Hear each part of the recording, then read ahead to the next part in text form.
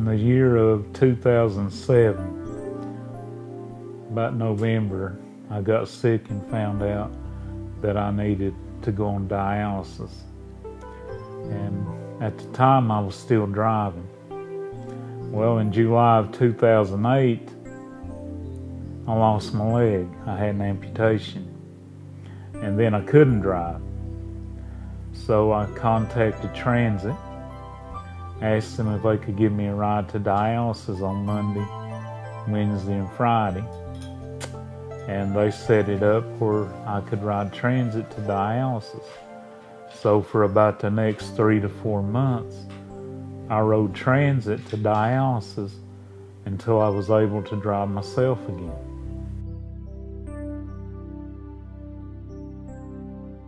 Transit, they have drivers who are specifically set aside for dialysis runs, and they're dependable. They're here when they need to be. And for my family, it prevents me from getting my wife up, having to get my little boy up, and them taking me to dialysis, that early in the morning. And then it puts my mind at ease because I don't have to worry about them, being out on the road and breaking down at that time of the morning. So it really helps my whole family out.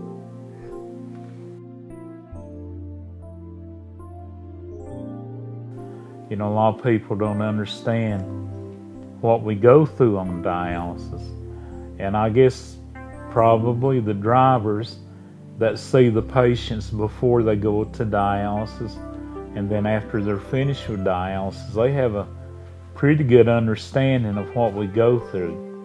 And it's always nice to have someone ask, how you feeling? Are you doing okay? Do you need something?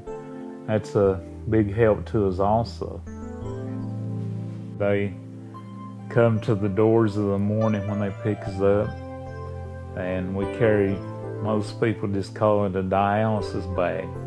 We have a blanket, we may have a couple of snacks, maybe something to drink in it.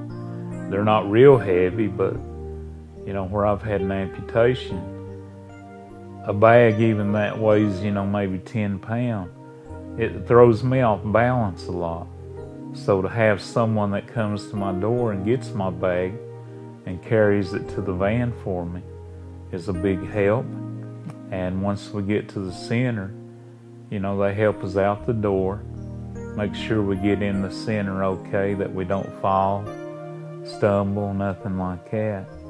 And they bring our bags in for us also. It may not seem like much, but that is a real big help.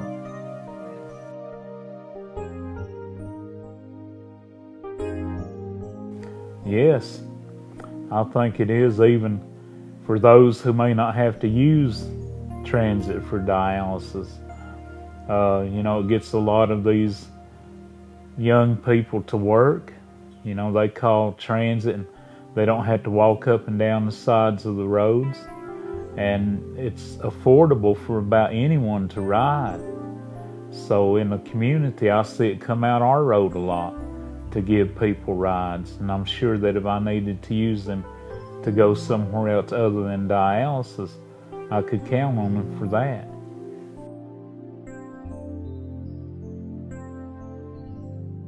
When you ride Transit, sometimes you ride and you pick up other passengers, and you have to go maybe up SoCo or up Adams Creek, and that gives you more time to get prepared for what you're getting ready to face.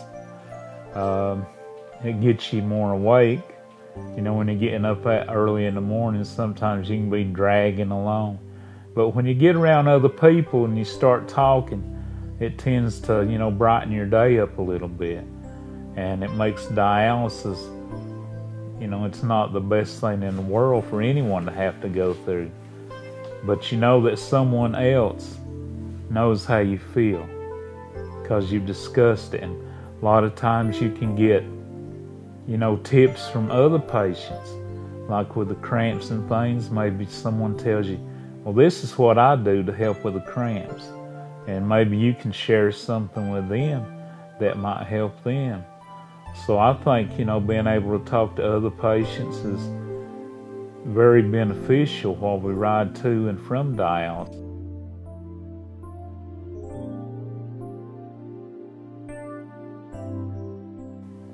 Without transit, a lot of the people that have to go to dialysis, and I've seen this, it's hard to depend on a lot of people, maybe even your family members, to come get you at that hour of the morning and take you to dialysis.